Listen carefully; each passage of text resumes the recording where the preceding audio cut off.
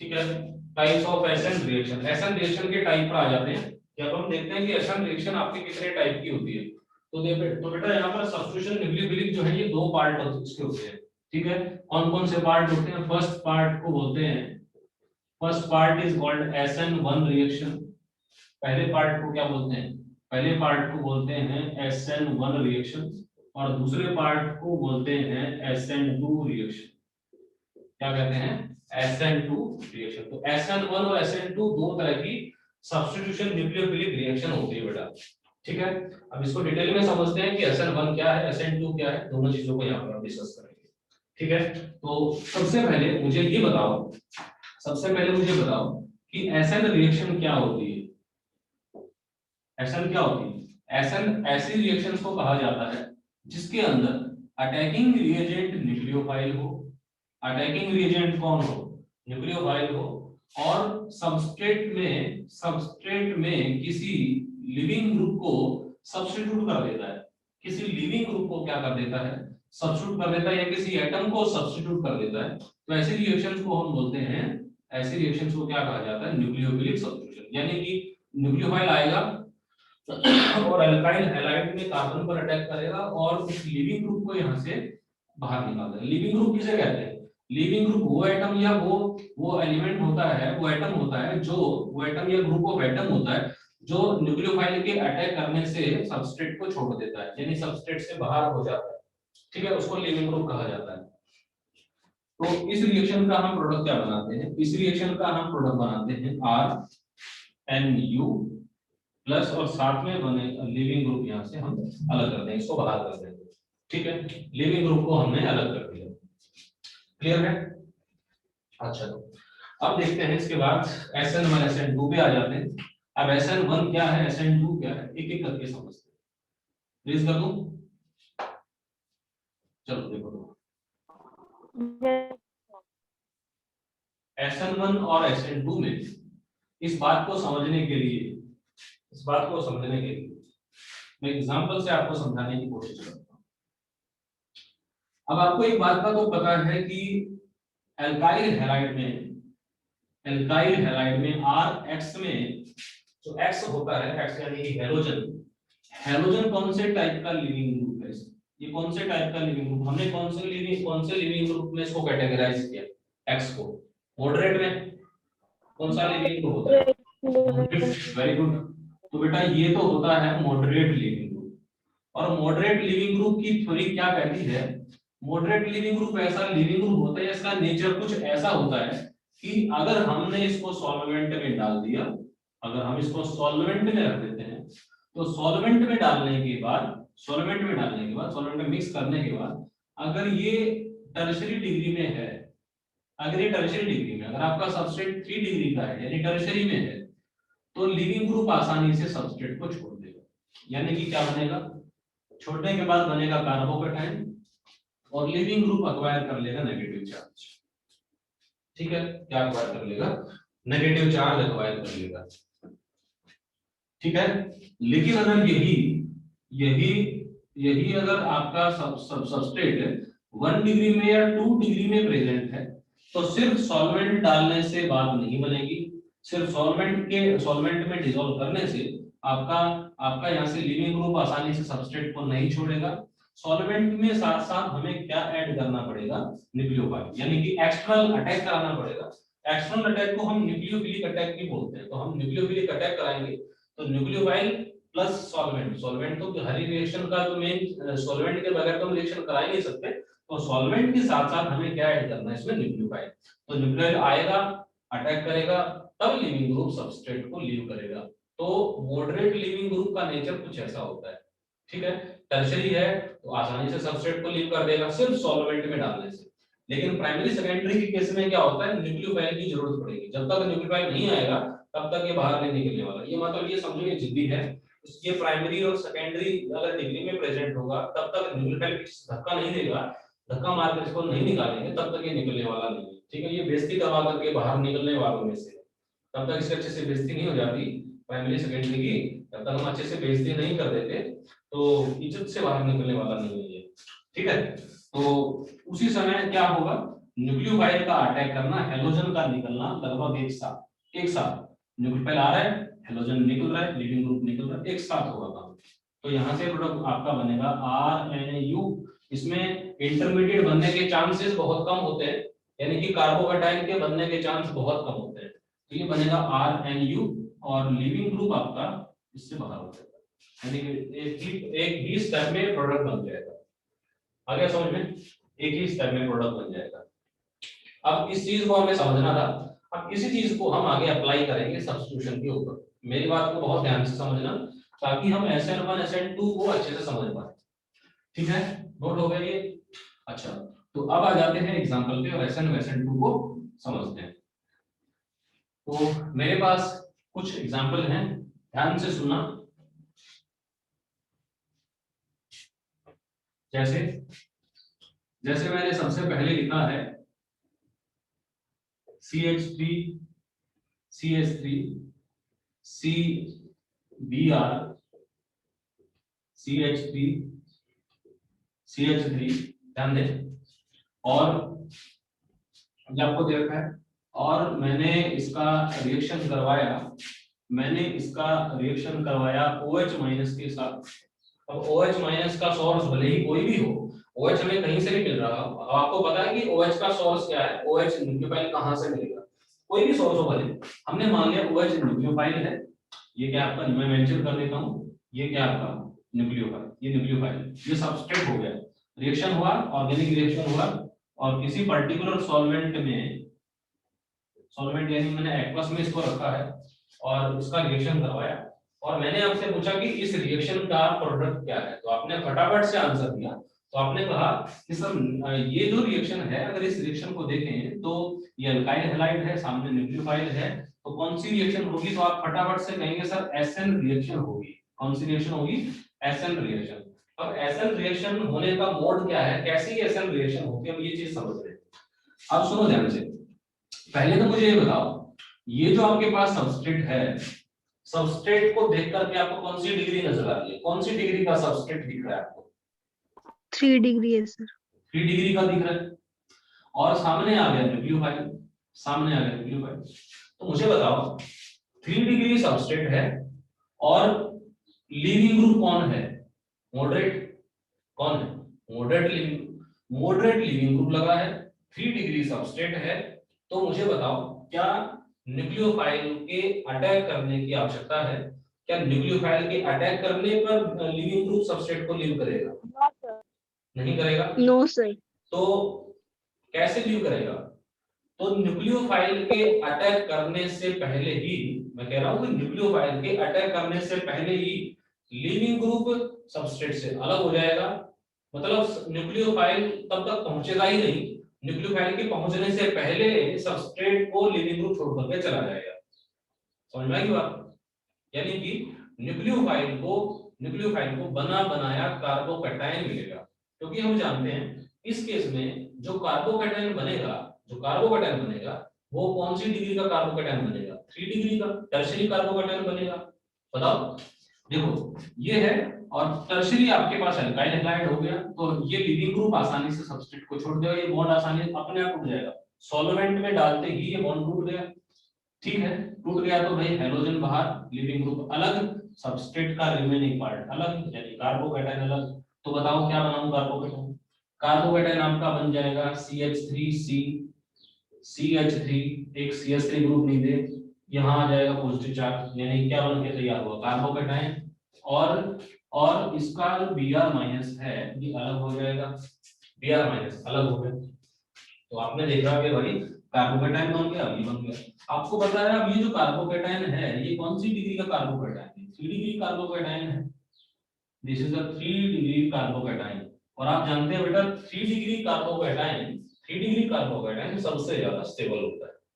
ठीक है ना, 3 डिग्री की स्टेबिलिटी सबसे ज्यादा होती है, यानी कि कार्बोकैटायन बना पड़ा रहेगा आराम से, स्टेबिलिटी ज्यादा है इसकी, स्टेबिलिटी ज्यादा है, तो हाई की स्टेबिलिटी है तो पड़ा रहेगा आराम से, लीविंग ग्रुप अलग पड़ा रहेगा, कार्बोकैटायन अलग पड़ा रहेगा। ठीक है, तो फिर क्या होगा? अब मुझे प्रोडक्ट बनाना है, अगले स्टेप में क्या होगा? अगले ही स्टेप में अब न्यूक्लियोफाइल आ जाएगा। अब देखो वैसे तो कार्बोकैटायन 3 डिग्री है तो स्टेबल है, लेकिन वैसे हमें पता है कि कोई भी रिएक्शन इंटरमीडिएट जो होता है वो कभी स्टेबल नहीं होता, कभी स्टेबल नहीं होता, परमानेंटली स्टेबल नहीं है, ये परमानेंटली स्टेबल नहीं है। बन गया, ऐसा नहीं कि बन गया तो पड़ा रहेगा, बन गया तो इस ये अपने आप को स्टेबल बनाने के लिए लेस स्टेबल फॉर्म से स्टेबल फॉर्म में जाने की पूरी कोशिश करेगा। तो इस कार्बोकैटायन इलेक्ट्रॉन डेफिशिएंट स्पीशीज को सामने कौन दिखाई दिया, न्यूक्लियोफाइल। तो न्यूक्लियोफाइल जो है इसके साथ जाकर के अट्रैक्ट हो जाएगा, मैंने कहा अट्रैक्ट हो जाएगा, इसके साथ जाकर के जुड़ जाएगा और इसको इसके साथ जोड़ दो। मैं इधर से जोड़ देता हूँ, यहाँ पर हिंड्रेंस बहुत ज्यादा है, ये इधर से आया और सामने से आकर इसके साथ जुड़ गया, ठीक है, सामने से आकर के जुड़ गया। तो प्रोडक्ट क्या बन के तैयार हुआ बताओ जरा। अब प्रोडक्ट बन गया आपका CH3 CCH3 और एक CH3 ग्रुप नीचे लगा देता हूं और इसका OH ग्रुप मैंने यहाँ लगा दिया, ठीक है। ये बन गया आपका, नाम बताओ इसका, 1 2 3 4 4 कार्बन प्रेजेंट है, OH प्रेजेंट है, ठीक है। इसका नाम हो गया tertiary butyl alcohol, tertiary butyl alcohol, ठीक है। नाम क्या है, टर्शरी ब्यूटाइल अल्कोहल, या ये कहा जा सकता है 2 मिथाइल प्रोपेन 2-ऑल, 2 मिथाइल प्रोपेन 2-ऑल, 2 मिथाइल प्रोपेन 2-ऑल इसका नाम होगा। यानी कि हमने जो है इस रिएक्शन को ऐसे प्रोसीड करा है। तो मेरे हिसाब से रिएक्शन को समझ में आ गई होगी कि रिएक्शन का मैकेनिज्म क्या है, रिएक्शन होने की जो प्रोसेस है, यानी कि रिएक्शन कैसे कंप्लीट हुआ।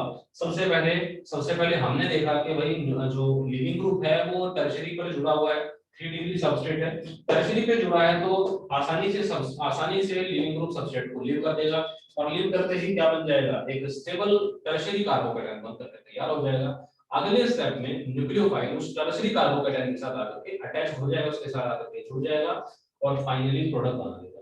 यानी कि इस रिएक्टेंट से, इस सबस्ट्रेट से, इस रिएक्टेंट या सबस्ट्रेट से ये प्रोडक्ट इस तरह से बनता है। कितने स्टेप में बनकर तैयार हुआ, 2 स्टेप लगे तैयार करने में। कितने स्टेप लगे, 2 स्टेप लगे। तो यहाँ पर ये जो रिएक्शन होगी, और मैं आपको एक एग्जांपल और दूंगा, एक एग्जांपल आपको दूंगा,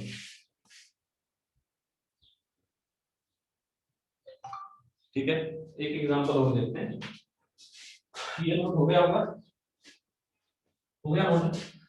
अच्छा तो देखो जरा ऊपर जरा देखो, मैं इसी के ऊपर लिख देता हूँ इस रिएक्शन को, दूसरे वाले रिएक्शन, ठीक है। थोड़ा सा यहाँ पर मैं इसको सेपरेट करके लिख देता हूँ और इसके ऊपर देखना, इसके पिछली साइड में यहाँ पर प्रोडक्ट को लिखता हूँ।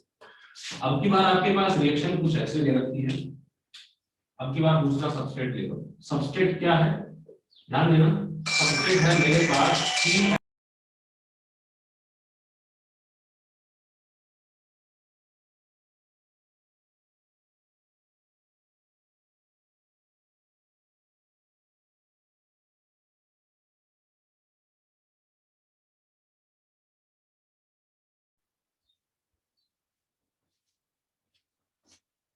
हाँ। तो बेटा मैं ये कह रहा हूँ कि यहाँ पे आपके पास जो दूसरा एग्जांपल है, दूसरे एग्जांपल में आपको क्या दे रखा है, दूसरे एग्जांपल में आपको दे रखा है CH3Br, ठीक है ना, CH3Br मिथाइल ब्रोमाइड दिया हुआ। मिथाइल ब्रोमाइड का रिएक्शन अब की बार मैंने कराया OH माइनस के साथ, यानी इसके सामने मैंने न्यूक्लियोफाइल रख दिया, इसके सामने न्यूक्लियोफाइल है आपका CH3Br प्लस OH माइनस, इसके सामने न्यूक्लियोफाइल आया और रिएक्शन हुआ, और इस रिएक्शन को मैंने एक ही स्टेप में कंप्लीट कर दिया। देखो एक स्टेप में कंप्लीट क्यों कर रहा हूँ, सुनो मेरी बात। सबसे पहले तो मुझे बताओ, आपके पास ये जो सबस्ट्रेट है, इस सबस्ट्रेट में ये लिविंग ग्रुप है, लिविंग ग्रुप यानी कि ब्रोमीन। ब्रोमीन कौन सा लिविंग ग्रुप होता है, मॉडरेट लिविंग ग्रुप होता है। कौन सा होता है, मॉडरेट। और मॉडरेट लिविंग ग्रुप डिग्री पर डिपेंड करता है, 1 डिग्री पे है, 2 डिग्री पे कि 3 डिग्री पे। 3 डिग्री पर जो आसानी से लीव कर देता है, कार्बोकैटायन बनने की प्रोबेबिलिटी बहुत ज्यादा होती है। लेकिन 1 या 2 डिग्री, यहाँ तो कोई डिग्री ही नहीं है, पहली बात ये मिथाइल ब्रोमाइड है, ठीक है। यानी कि इस केस में कार्बोकैटायन बनने की प्रोबेबिलिटी बहुत कम है, ना कि बराबर है। यानी कि इससे जो कार्बोकैटायन बनेगा वो बनना नहीं चाहता, पहली बात ऐसे नहीं, इससे जो कार्बोकैटायन बनना ही नहीं चाहता क्योंकि लेस स्टेबल है। तो हम क्या करेंगे, तो यहाँ से आसानी से लिव नहीं करेगा, तो हमने क्या किया, हमने साथ में न्यूक्लियोफाइल ले लिया। तो न्यूक्लियोफाइल आएगा, अटैक करेगा, न्यूक्लियोफाइल आएगा, कार्बन पे अटैक करेगा, उसी समय ब्रोमीन जो है उसी समय ब्रोमीन जो है सबस्ट्रेट को लीव कर देगा, छोड़ देगा और इससे बाहर हो जाएगा, ठीक है। लेकिन इसमें अभी मैंने कहा न्यूक्लियोफाइल का अटैक करना और लिविंग ग्रुप का बाहर निकलना, मैंने कहा न्यूक्लियोफाइल का अटैक करना और लिविंग ग्रुप का बाहर निकलना एक साथ होते हैं, एक साथ, दोनों की टाइमिंग लगभग एक साथ, ये अटैक कर रहा है और ये जा रहा है, मतलब एक एंटर कर रहा है और एक बाहर निकल रहा है, ऐसे समझ में आई बात। तो इसको बोलते हैं ट्रांजिशन स्टेट, ये ट्रांजिशन स्टेट बना है, यहाँ कोई इंटरमीडिएट नहीं बनेगा, इसमें ट्रांजिशन स्टेट की फॉर्मेशन होगी, ठीक है। यानी एक तो बाहर निकल रहा है, बॉन्ड को ब्रेक कर रहा है और एक बॉन्ड को बना रहा है। तो मैं इसको इस तरह से लिखूंगा, जरा ध्यान से देखें, मैं ट्रांजिशन स्टेट को सामने आपके लिख देता हूं। तो ट्रांजिशन स्टेट को कुछ यूं लिखा जाता है, CH3Br मेरे पास है, ध्यान दें CH3Br मेरे पास है, और CH3Br को CH3 और Br के बीच में मैं ऐसे डॉटेड लाइन के साथ इनके बीच में बॉन्ड को बना दूंगा, और डॉटेड लाइन के साथ ही मैं OH को भी यहां लिख देता हूं, इसको लिख करके देखो कैसे, ठीक है। इसको बोलते हैं ट्रांजिशन स्टेट। क्या कहते हैं बेटा? Transition state. और बेटा ट्रांजिशन स्टेट ये जो है ना, इसको कभी स्टेप में मेंशन नहीं करते, ये रिएक्शन की स्टेप में कंसीडर नहीं होती। आप ऐसे मत मानना कि ये पहला स्टेप है ना। ट्रांजिशन स्टेट तो क्या है, मतलब इसमें दोनों रिएक्ट, जिसमें इसमें न्यूक्लियोफाइल भी और लिविंग ग्रुप भी दोनों कंट्रीब्यूट कर रहे हैं और दोनों जुड़े हुए हैं, मतलब जुड़े भी हुए हैं और निकल भी रहे हैं, मतलब ऐसी स्टेज है, ठीक है। तो अगले भी मतलब फिर क्या होगा, ये इधर से निकल रहा है और ये इधर जुड़ रहा है, ठीक है। तो फिर हम क्या करते हैं, फाइनली इसका प्रोडक्ट बना देते हैं। फाइनली प्रोडक्ट क्या बनेगा बताओ? CH3 के साथ क्या जुड़ जाएगा फाइनल प्रोडक्ट? CH3OH, CH3OH और Br माइनस बाहर हो जाएगा, ठीक है। क्लियर है पॉइंट? तो Br माइनस जो है यस सर। आपका यहाँ से इस सबस्ट्रेट से बाहर हो जाएगा, ठीक है। तो अब मुझे ये बताओ, ये वाली जो रिएक्शन है, ऊपर वाली रिएक्शन, ये कितने स्टेप में हुई? एक स्टेप में। कितने स्टेप में कंप्लीट हुई? सिंगल स्टेप में, एक स्टेप में कंप्लीट हुई। नीचे वाली जो रिएक्शन है, अभी जो सबसे पहले मैंने लिखी थी, जो फर्स्ट रिएक्शन है, वो कितने स्टेप में कंप्लीट हुई? इसको कंप्लीट होने में कितने स्टेप लगे? 2 स्टेप लगे। कैसे? पहले स्टेप में कार्बोकैटायन बना, यानी लीविंग ग्रुप सबस्ट्रेट से बाहर निकला, ये कहें फॉर्मेशन ऑफ कार्बोकैटायन हुआ, कार्बोकैटायन का फॉर्मेशन हुआ। दूसरे स्टेप में कार्बोकैटायन स्टेबल हुआ। कार्बोकैटायन स्टेबल का मतलब है nucleophilic attack. Nucleophilic attack on carbocation, nucleophile ने कार्बोकैटायन पर अटैक किया या उनके बीच में अट्रैक्शन हो गया, न्यूक्लियोफाइल और कार्बोकैटायन आपस में जुड़ गए। तो कितने स्टेप लगे? 2 स्टेप लगे। इस रिएक्शन में कितने स्टेप लगे? इस वाली रिएक्शन में सिर्फ और सिर्फ एक ही स्टेप लगा। यानी कि अभी मैंने कहा न्यूक्लियोफाइल का सबस्ट्रेट पर अटैक करना और लिविंग ग्रुप का निकलना, ये अटैक कर रहा है और ये निकल रहा है, एक साथ है। समझ में आई बात? एक साथ है, क्लियर है? तो ये एक स्टेप में कंप्लीट हो गई। तो अब मुझे ये बताओ, इसमें इस वाली रिएक्शन में जब तक न्यूक्लियोफाइल अटैक नहीं करता, तब तक लिविंग ग्रुप बाहर नहीं निकल पा रहा है। यानी कि लिविंग ग्रुप को बाहर निकालने की रेस्पॉन्सिबिलिटी भी किसकी है? न्यूक्लियोफाइल की है। न्यूक्लियोफाइल स्ट्रांग होना चाहिए।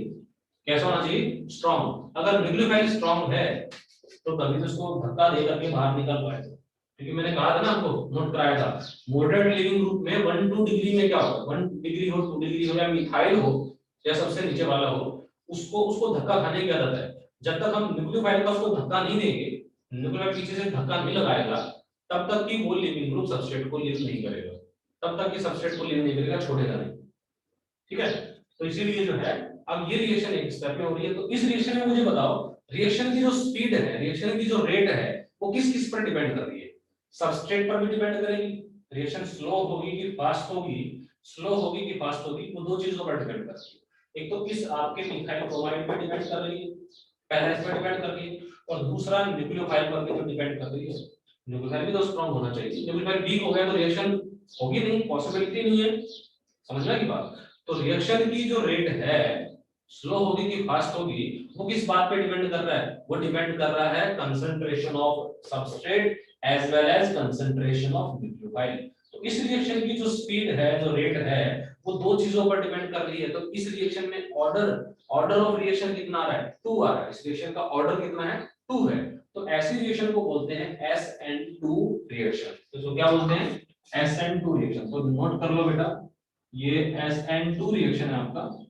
This is the SN2 reaction.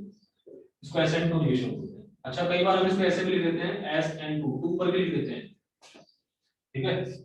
कभी आप ये तो सही, आपने तो 2 नीचे लिखवा दिया, ठीक है। ये तो बस इस बात को रिप्रेजेंट करता है कि इस रिएक्शन का ऑर्डर कितना है? 2 है। ये ऑर्डर को रिप्रेजेंट करता है। तो जहां जिस रिएक्शन का ऑर्डर 2 होता है, जो सेकंड ऑर्डर की रिएक्शन होती है, जो सब्स्टिट्यूशन रिएक्शन सेकंड ऑर्डर की होती है, उनको बोलते हैं SN2। और जो सब्स्टिट्यूशन रिएक्शन फर्स्ट ऑर्डर की होती है, उनको बोलते हैं SN1 रिएक्शन। क्या बोलते हैं? SN1 reaction. तो SN1 रिएक्शन देखो क्या है। अब नीचे वाली रिएक्शन में आ जाओ, जो फर्स्ट रिएक्शन है। फर्स्ट रिएक्शन को ध्यान से देखना। फर्स्ट रिएक्शन में ये सबस्ट्रेट था मेरा, ये न्यूक्लियोफाइल था। तो मुझे बताओ, पहले स्टेप में, ये जो पहला स्टेप है, पहला स्टेप यहां से लेकर के यहां तक है, तो क्या पहले स्टेप में कहीं पर भी न्यूक्लियोफाइल का कहीं पर हमने यूज किया है? बिल्कुल नहीं किया। पहले स्टेप में न्यूक्लियोफाइल का कोई यूज ही नहीं हुआ। OH का यूज कहां हुआ है? OH का यूज तो देखो हमने सेकंड स्टेप में किया है, कार्बोकेटायन बनने के बाद दूसरे स्टेप में किया है ना। तो पहले स्टेप में हमने